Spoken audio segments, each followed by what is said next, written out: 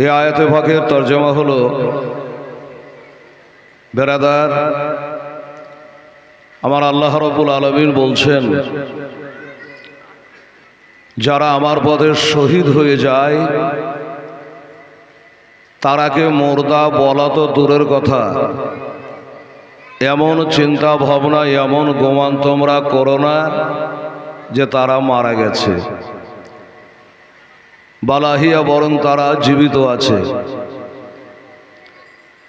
ইন্দা রব্বিহিম ইরজাকুন, আর তাহারা তাদের রবের নিকট থেকে রুজি পাচ্ছেন এবং পাবেন। বেরাদার, আমার মা বোনেরা, আমাদের মরণ কিভাবে, কোথায়, কবে আছে জানি না, তবে একটা জিনিস জেনে রাখবেন যে আল্লাহর পথে শহীদেরা মরে না, তারা জিন্দা, এবং তাদের রুজি কখনো আল্লাহ বন্ধ করে না। তো যাই হোক, আমি গতকাল আপনাদের সামনে বলতে বলতে বলতে প্রায় 12:30 পৌনে 1 হয়ে গেছিল। আজকে আল্লাহ কতক্ষণ বলাবে সেটা উনি জানেন। তবে কালকে বলেছিলাম গোটা মালদহার কি সবাই চলে আসবে নাকি? গোটা মালদহায় চলে আসবে তাই মনে হয়েছে। এই মুখ কিন্তু বন্ধ থাকবে, তোমার সামনে বসেছ, মুখ বন্ধ থাকবে। বেড়াদার ইসলাম, তো কালকে বলেছিলাম হযরত ইমাম মুসলিম রাদিয়াল্লাহু তাআলা আনহু তিনি তুয়া বিবির বাড়িতে অবস্থান করছেন, এই পর্যন্ত বলে সমাপ্তি করেছিলাম। তারপরে থেকে চালু হয়ে গেল। আপনারা মনোযোগ সহকারে, আমার মা বোনেরা, ভাইরা, ইনশাআল্লাহুল আজিজ আপনারা শুনতে থাকেন। দয়ার নবী বিনে প্রাণ বাঁচে না, দয়ার রাসূল বিনে প্রাণ বাঁচে না, একবার দেখাও না আমায়, দয়ার নবী বিনে প্রাণ বাঁচে না, একবার দেখাও না আমায়। ওরে মর আজ বলে তোরে দয়ার নবী কি গেছেন আমার তোর ভরে। ওরে মর আজ বলি তোরে দয়ার নবী কি গেছেন আমার তোর ভরে। মর বলে গেছে সত, মর বলে গেছে সত, তবে নবীর পায়ের রেখা কেন পড়ি না, দয়ার রাসূল বিনে প্রাণ বাঁচে না, একবার দেখাও না আমায়, দয়ার নবী বিনে প্রাণ বাঁচে না, একবার দেখাও না আমায়। ওরে রাখাল শোনত ভাই, দয়ার নবী আমার গেছেন কোথায়। ওরে রাখাল শোনত ভাই, দয়ার নবী আমার গেছেন কোথায়। রাখাল বলে বুঝি না নবে, রাখাল বলে চিনি না নবে, তোমরা নবী কারে ক, দয়ার নবী বিনে প্রাণ বাঁচে না, একবার দেখাও না আমায়, দয়ার রাসূল বিনে প্রাণ বাঁচে না, একবার দেখাও না আমায়। তবে একটা লোক গাছের তলে শেষদায় বড় শুধু কান্না করে, একটা লোক গাছের তলে শেষদায় বড় শুধু কান্না করে। রজা হাসরের মহাবিপদে খোদা, রজা হাসরের ওই মহাবিপদে আমার উম্মত কেমনে হবে পার, দয়ার নবী বিনে প্রাণ বাঁচে না, একবার দেখাও না আমায়, দয়ার রাসূল বিনে প্রাণ বাঁচে না, একবার দেখাও না আমায়। আল্লাহুম্মা সাল্লি মাওলানা মুহাম্মদ ওয়ালা আলাইহিনা মাওলানা মুহাম্মদ সাল্লাল্লাহু তাআলা আলাইহি ওয়াসাল্লাম। বাবা, আমার মা বোনের একটু খেয়াল রাখবেন। এবার ইমাম মুসলিম ওখানে আরাম করছেন, আর এই ইবনে জিয়াদ বাবা 20-22 জনকে একবারে টাট্টো ঘোড়া দিয়ে বলল, যাও ওকে ইমাম মুসলিম যেখানে থাক, যার বাড়িতে থাক, খুঁজে বার করে আনো। তাই ঘোড়ায় চড়ে বাবা খুঁজতে বার হয়েছে এজিদের লোক, বুঝলেন? এইভাবে খুঁজতে খুঁজতে খুঁজতে চলে যায়। তবে ওই যে বলেছিলাম, ওই মেয়েটা একটা কথা বলেছিল যে আমি আল্লাহর কাছে কত সাধনা করে দোয়া খায়ের করে একটা বেটা চেয়ে নিয়েছিলাম, নাম রেখেছি কি বেলাল। সেই বেলাল ওই দরবারে চাকরি করে, এখন এসে বাড়ি আসে নাই। কালকে বলছিলাম, মা বারবার করে একটাই কথা বলে, বাবা রাত্রে বেলাতে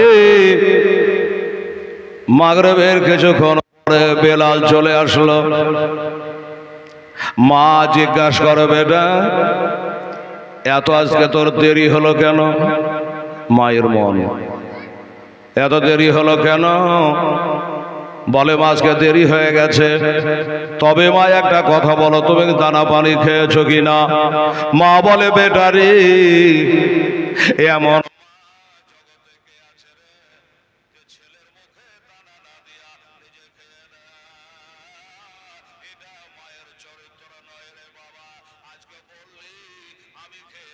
কিনা, যেদিন তোদের ছেলে পিলে হবে, সন্তান আদি হবে, বেটা বেটি হবে, সেদিন বুঝতে পারবি যে বেটা বেটির ওপরে মা বাবার কত দয়া। তো বলল, তাহলে মা তোমার কথাই বোঝা গেল যে তুমি খাওয়া দাওয়া করনি। হাতে পায়ে পানি দিল, খাওয়া দাওয়া হলো। মা গেল মায়ের ঘরে, ছেলে গেল বাবা ছেলের ঘরে।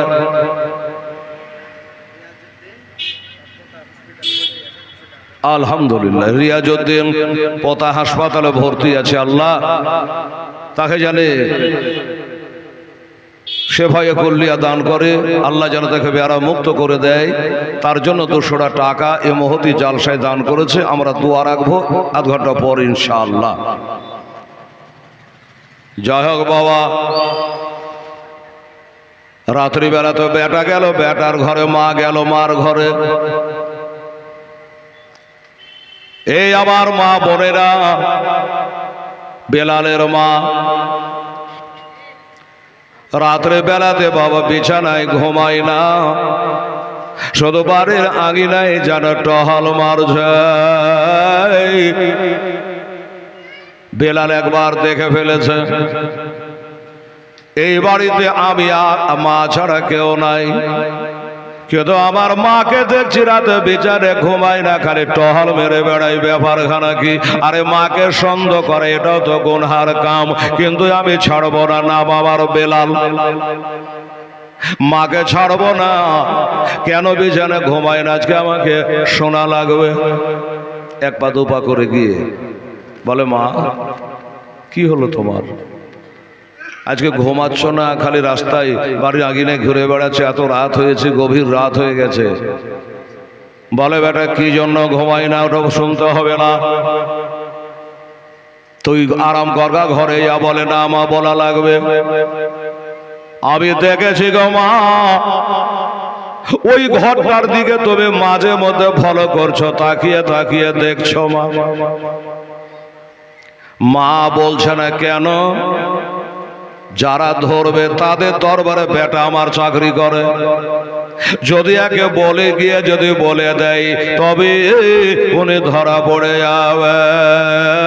বাবা এই জন্য বলতে চাইছে না, কিন্তু বেলাল জিড়বিড় করে ধরলো। মা আজকে বলাই লাগবে, বলতেই হবে, বাধ্য হলো। মা গাপ করে বেটার হাতটা ধরে মাথায় দিয়ে বলে, বেটা ও বেটা শো, আমার মাথার তোকে আমি কসম দিলাম, কিরে দিলাম বেটারে, ওই ঘরে কে আছে তুই যখন ছাড়বি না, যখন শুনবি তুই শো, কিন্তু বেটা এই কথা কাউকে বলবি না। আমি তোকে বলবো আর তুই কিন্তু কাউকে বলবি না। বলবি কি বলে না? শোন বেটা বেলাল, যদি কাউকে বলেছি এজিদের লোককে, তাহলে আমি তোর মা, আমি তোকে দুধের দেনা মাপ দেব না। আর আমি যদি মাপ না দিই তুই জান্নাতের বাতাস পাইবি না। মা আমি কাউকে বলবো না। বলো। বলছো বেটা শোন, যাদের দৌলতে নামাজ পেয়েছি, রোজা পেয়েছি, হজ পেয়েছি, যাকাত পেয়েছি, শরীয়ত পেয়েছি রে বেটা,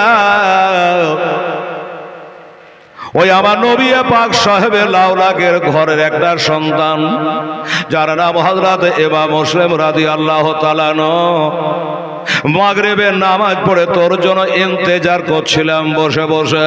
উনি এসে পানি চাইল। এবার জানি হলো ইনি হলো মা ফাতেমার ঘরের লাউ, ইল হলো নবী বংশের সন্তান, এর থাকবার জায়গা চাইল, এই কারণে তাকে ঘরে জায়গা করে দিয়েছি। খবরদার কাউকে যেন বলিস না বেটা। বলে ঠিক আছে, কাউকে বলবো না। বলবি না? বললো না, বাস কথা হয়ে গেল। সকালবেলা 10টার দিকে বাবা ডিউটিতে যায়, 8টায় বেরিয়ে গেল বেলাল। মনের সন্দেহ হয় যে বেটা এত আগে তো কোনোদিন যায় না, তবে রাতকার কথাটা একটু না হয় আবার একবার স্মরণ করিয়ে দিই। আবার স্মরণ করিয়ে দিল, বেটা খবরদার কাউকে বলিস না। ঠিক আছে মা, কাকে বলবো না। চলে যায়। এদিক থেকে বেলাল যাচ্ছে আর ওদিক থেকে 20-22 জন ঘোড়ায় চড়ে চলে আসছে। এক দরবারে চাকরি করে, কার ডিউটি কোথায় কবে কি পড়ে। বেলাল বলল, ভাই তোমরা এইভাবে ঘোড়ায় চড়ে একসঙ্গে তলোয়ার নিয়ে কোথায় যাবা যুদ্ধ করতে? বলে না। তাহলে কেন, কোথায় যাবা? বলে আমরা ঘোড়া থেকে নামবো না। ইমাম মুসলিমকে যতদিন পর্যন্ত খুঁজে বাহির করতে না পারি আমরা ঘোড়া থেকে নামবো না। আচ্ছা, তাহলে তোমরা ইমাম মুসলিমকে ধরার জন্য যাচ্ছ বলে? শুনে রাখো, জেনে রাখো। বেলাল বলে, শোনো, তোমরা যতই হাই ফাই করো, যতই টাট্ট ঘোড়াতে যাও, তলোয়ার নিয়ে যাও, আমি বেলাল গ্যারেন্টি দিয়ে বলতে পারি তোমরা তাকে খোঁজা পাইবা না, খুঁজে পাবা না। বললো পাবো না কেন? 1 সপ্তাহ দেরি হতে পারে, 10 দিন দেরি হতে পারে, খুঁজতে খুঁজতে। পাবো না কেন? বলে পাবি না, গ্যারেন্টি দিয়ে চ্যালেঞ্জ করে বলতে পারি তোরা পাবি না। এদের মনে একটু কিন্তু খটকা বেঁধে গেল, সন্দেহ হয়ে গেল যে না, একে ধরতে হবে, মনে হয় কিছু জানে ব্যাপারে, এর কথাই বোঝা যাচ্ছে। না হলে হয়তো বলবে না। বলে, বেলাল রে, সত্য করে বল, এই ব্যাপারে তুই কিছু জানিস কি? বেলাল বলল, 100 বার জানি, 1000 বার জানি। একটু জায়গা থল বাড়ানো বাবা কমিটি, এই মোড়ল সর্দারেরা লোক আসছে, বসবে, একটু জায়গা বাড়াও। কোনটা যে কমিটি ব্যাচ টাচও নয়, চিনাও যায় না।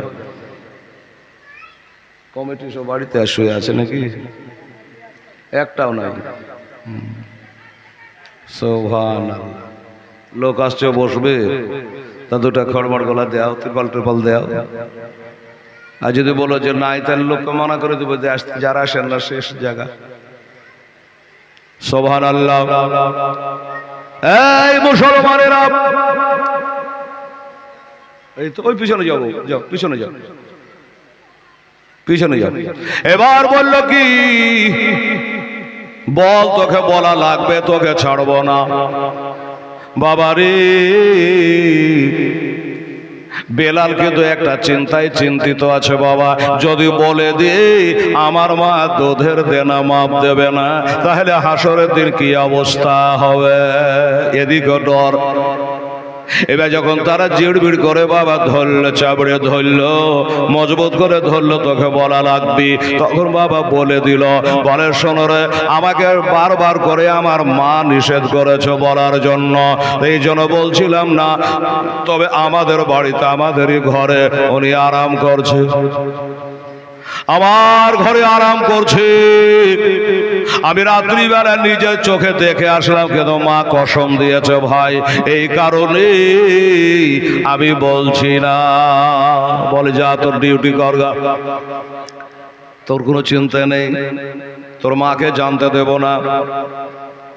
আমরা বলবো না যে তোর বেটা পাঠিয়েছে। বেলাল চলে গেল, আর এরা ঘোড়ায় চড়ে বাবা তোয়া বিবির বাড়ির গেটে হাজির। ঘোড়া যে খটখাট খটখাট খটখাট করে আসছে, এই ঘোড়ার শব্দ কিন্তু আমার ইমাম মুসলিমের কানে যাচ্ছে। এত ঘোড়ার আওয়াজ কেন? আমার মনে হয় এই ঘোড়ায় চড়ে আমাকে ধরার জন্য আসছে। ওরে গাদ্দারেরা রে, ওরে কুভার গাদ্দারেরা, শোন, আমাকে যদি ধরতে আসিস আমিও ছাড়ব না। বালিশের তলে ছিল 3.5 কেজি ওজনের একটা তালোয়ার, সূর্যের মতো ঝকঝক করে ওই তালোয়ারখানা বালিশের তলে ছিল। ওইটাকে বাবা বালিশের নিচে থেকে উঠিয়ে বালিশের ওপরে একদম রেডি করে রাখলেন, যদি আক্রমণ করে কাজ চালু করে দেব। নবী ঘরের সন্তান তালোয়ার রেডি করে দিয়া বসে আছে। দেখি দরজা বন্ধ আছে, ভেতর থেকে খাট খাট করলো, দরজায় বাড়ি দিল। এই বেলালের মা, এই তোয়া বিবি। এ সময়তে আবার কে এলো? তোয়া বিবি ধড়পড় করে তাড়াতাড়ি করে আসলো। কি খবর? বলে তোমার নাম তোয়া বিবি? বললো হ্যাঁ। কেন, কি হয়েছে? বলে শুনলাম, জানলাম তোমার ঘরে একটা আসামি রয়েছে, তোমার ঘরে ইমাম মুসলিম রাদিয়াল্লাহু তাআলা আনহু রয়েছে, আমার হোসাইনের নিজের চাচার বেটা, চাচাতো ভাই, তোমার ঘরে আরাম করছে, এরকম খবর আছে আমাদের কাছে। এটা কথা সত্য না মিথ্যা বলো? মেয়েটা চিন্তায় পড়ে গেল। আল্লাহ, আমার নবী বলেছে যে সমস্ত পাপের জড় হলো মিথ্যা কথা বলা, সমস্ত পাপের আসল হলো মিথ্যা কথা বলা। এই মুসলমান, মেয়েটা চিন্তা করে, আল্লাহ আমার ঘরে তো আছে, এবার যদি আমি বলি মিথ্যা বলবো না সত্য বলবো, তাহলে হুজুরকে ধরিয়ে দেওয়া হবে, আর বলবে হ্যাঁ রে তুই বেটি ছেলে এত বিশ্বাসঘাতকিনী রে, আমাকে ফসলা ফসলা ঘরে জায়গা দিলে, খাওয়ালি পিয়ালি সবই করলি, ওরাকে দিয়ে আমাকে ধরিয়ে দিলি, কথা তো উনি বলবে। চিন্তা করলো, একটু আগে নামাজ পড়ে উঠলাম, আর মিথ্যা কথা যদি বলি আল্লাহর কাছে কি জবাব দেব? মেয়েটা চিন্তা করে, আল্লাহ যদি একটা মিথ্যা কথা আমার জন্য নয়, আমার বেটা বেটির জন্য নয়, এই মিথ্যা কথা একটা বলবো, আল্লাহ গো তোমার নবীর ঘরের সন্তানের জন্য। তুমি না বলেছ কোরআন পাকে, কুল্লা শালুকুম আলাইহি আজরান ইল্লাল মাওয়াদাতা ফিল কুরবা। আল্লাহ, তুমি যে ভালোবাসার কথা বলেছো, তারাকে ভালোবাসতে গেলে এদিক ওদিক একটু করা লাগবে। যাই হোক, মেয়েটা একদম চূড়ান্ত সিদ্ধান্ত করলো, যদি আমাকে জাহান্নামে যেতে হয় তো যাব, কিন্তু আমি হ্যাঁ বলবো না। আমি বলবো আমার বাড়িতে কেউ নাই। এটাই সিদ্ধান্ত করে নিয়েছ বাবা। এবার সিদ্ধান্ত করে নিয়ে যখন বলতে যাচ্ছে না আমার বাড়িতে নাই, এ নাই কথাটা মুখ দিয়ে বার হওয়ার আগে আমার ইমাম হোসেন তরবারটা হাতে করে নিয়ে মেয়েটার পিছে, এই তোয়া বিবি, তোয়া বিবি সরে যা, আর তুই বলে দে যে আছে। ঘুরে তাকাচ্ছে, ঘুরে তাকাচ্ছে, হুজুর আপনি কেন আসলেন? আমি তো না বলতাম আমার বাড়িতে না, এ কথা আমি বলতাম। বলে মা, খালি খালি আমার জন্য মিথ্যা কথা বলে পাপের খাতা ভর্তি করে লাভ কি? আমার কপালে যেটা আছে সেটাই হবে। তুই হায়াত মওতের মালিক না, হায়াত মওতের মালিক, ইজ্জতের মালিক হলো আল্লাহ, কাজে তুই আমাকে বাঁচাতে পারবি না মা। তোর করণীয় কাজ তুই করেছি, এই জন্য তোকে ধন্যবাদ জানাই। এবার সরে যা আর বলে দে যে আমার বাড়িতে আছে, যে বলে দে যে আছে।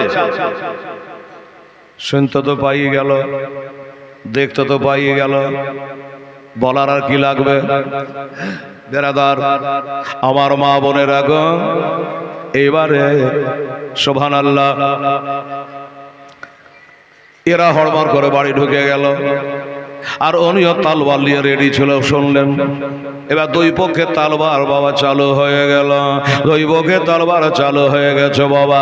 এসা জোরে তালবার চলে গো, এত জোরে তালবার চলে, হাই রে জুলফিকার চালানেওয়ালারা, আমার শিরে খোদা আলেম যার ঘরের লাল বাবা কেমন তালবার চালাবে তা তো আপনারা জানছেন।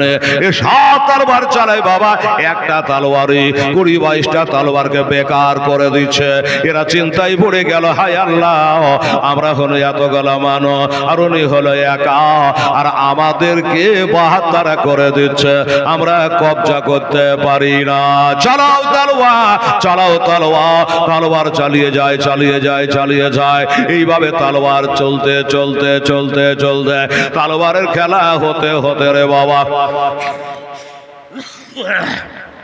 শেষ পর্যন্ত এক দুরাচার পাপী, এই পাপী গুনাহগার বলল, আমাদের কথা যদি জানতে পেরে যাই ইবনে জিয়াদ, যাবার এতগুলো মানুষ একটা মানুষকে কবজা করতে পারেনি, আমাদের চাকরি থাকবে না। স্বাভাবিক কথা। একটা পাপী কি করেছিল জানেন? এই পাপী একটা তালোয়ার নিয়ে গো, আমার মা ফতেবার লাল কি শেরে খোদার লাল, ইমাম মুসলিমের ওপরে বাবা তালবারটা জোরে ঝেড়ে দিয়েছে। কোন দিকে রুখবে? ডানে তালবার, বামে তালবার, পিছে তালবার, সামনে তালবার। বাবারা কোন দিকে রুখবে গো?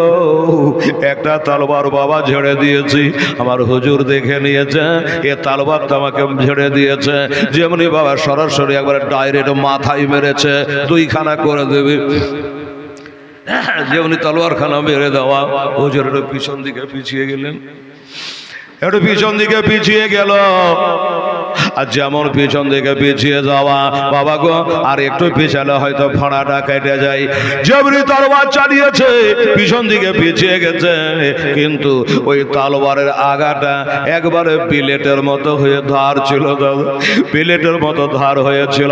ওই তলোয়ার কানা লাগবে তোলা, হুজুরের মাথায় লাগলো না, কপালে লাগলো না, নাকের ওপর লাগলো না, ওই তলোয়ারটা লাগবে তোলা এই ঠোঁটে লেগে গেল, ওপরকার ঠোঁটে বাবা লেগে গেল, ঠোঁটটা কেটে গেল, আর একটা দাঁত, জিন্দা দাঁত বাবা খুলে জমিনে পড়ে গেল। যেমন দাঁতটা খুলে পড়ে গেছি, রক্তের বন্যা বইতে আরম্ভ করেছে। বাবা গো, দাঁত ভাঙা ব্যথা। আবার নবী জানে উহুদের প্রান্তরে নবীর দমদার শহীদ হয়েছিল। দাঁত ভাঙা কত ব্যথা। আর সেই ঘরের সন্তানের দান্দার বাবা শহীদ হয়ে গেছে, ঠোঁটটা কেটে গেছে, রক্তের বন্যা বইতে আরম্ভ করেছে।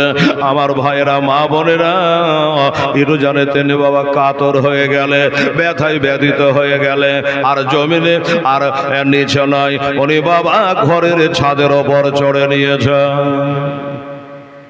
ঘরের ছাদের ওপর উঠে গেছে। উঠাই ছাদের ওপর উঠে আয়, একটা একটা করে আসবি। আর এই ব্যথায় ব্যথিত থাকলে কি হবে? একটা একটা করে তোরাকে জবাই করবার, ছাদ থেকে নিচে ফেলিয়ে দেবো আয়। কিন্তু কেউ সাহস পাচ্ছে না, কেউ সাহস পাচ্ছে না বাবার কাছে ভিড়া ওপরে যাওয়ার। শেষ পর্যন্ত বাবা মোহাম্মদ বিন আশাস বলে একটা লোক, আশাসের বেটা মোহাম্মদ,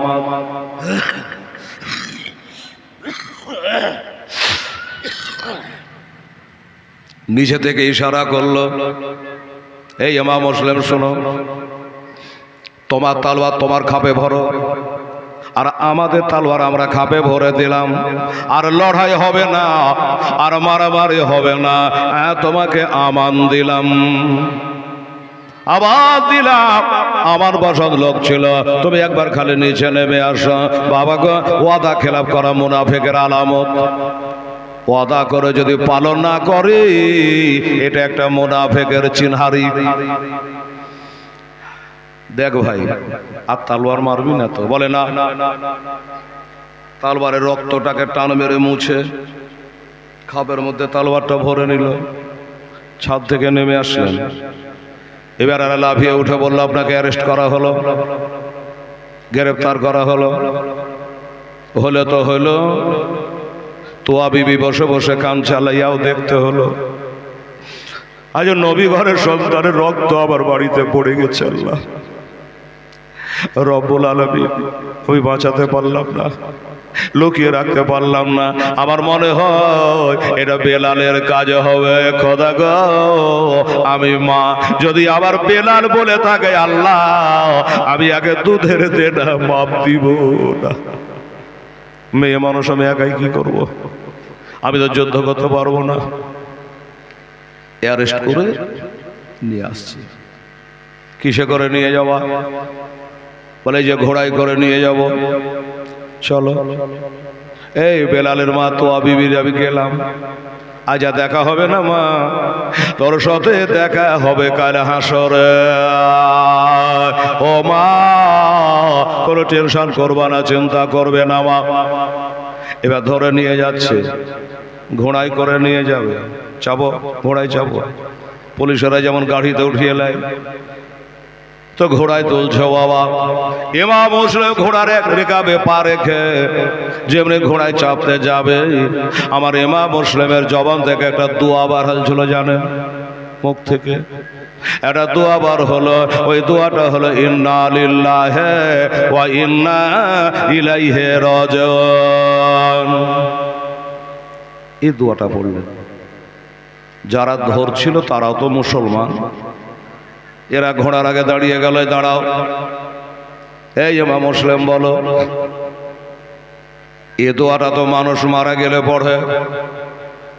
কেউ মারা গেলে দোয়াটা পড়ে, কারেন্ট চলে গেলে দোয়াটা পড়ে, বাতি লিভিয়ে গেলে দোয়াটা পড়ে, হাত থেকে চিরুনি পড়ে গেল এ দোয়াটা পড়ে, চলতে চলতে পায়ে হুজুর লেগে গেল এ দোয়াটা পড়ে। তোমার পায়ে হুজুর লাগলো না, কারেন্ট ভাগলো না, বাতি লিভালো না, চিরুনি পড়লো না, কেহ মরা খবর দিলে না, তুমি ইন্না লিল্লাহ কেন পড়লা? এটা তোমাকে বলা লাগবে। আমার ইমাম মুসলিম বলছে, ওরে ধোঁকাবাজেরা, ওরে চিটিং বাজেরা, মিথ্যাবাদেরা, আমি কেন পড়েছি তোরা জানতে কি পারিস না? তারপরও জিজ্ঞাসা করছি। আপনারাকে বলি, এই মা বোনেরা, আমার ভাইরা, ইমাম মুসলিম দোয়াটা কেন পড়েছিল জানেন? উনি বাবা যেমনি ঘোড়ায় চাপতে যাবে, কি ওনার কাছে যে তালোয়ারটা বললাম আপনাকে খাপে ঢোকানো আছে, যেমনি ঘোড়ায় চাপতে যাবে, আর ওদের মধ্যেই একজন তালোয়ারটা লক করে বার করে নিল, তালোয়ারটা বার করে নিল। এখন আবার তো লড়াই আরম্ভ হয়ে যাবে। তালোয়ার নিতে গেলে দরকার নেই, লড়াই করবো না, দোয়াটা পড়ে নি। এ তালোয়ারখানা যখন আমার চুরি হয়ে গেল, আমি দোয়াটা পাঠ করলাম, আমার তালোয়ারটা ভাইয়ের মতো কাজ করছিল। দেখবেন একটা মানুষ বয়স্ক হয়ে গেলে হাতে একটা লাঠি লাই, ভাইয়ের মতো কাজ করে। বলে তালোয়ারটা ছিল আমার বুকখানে বল ছিল।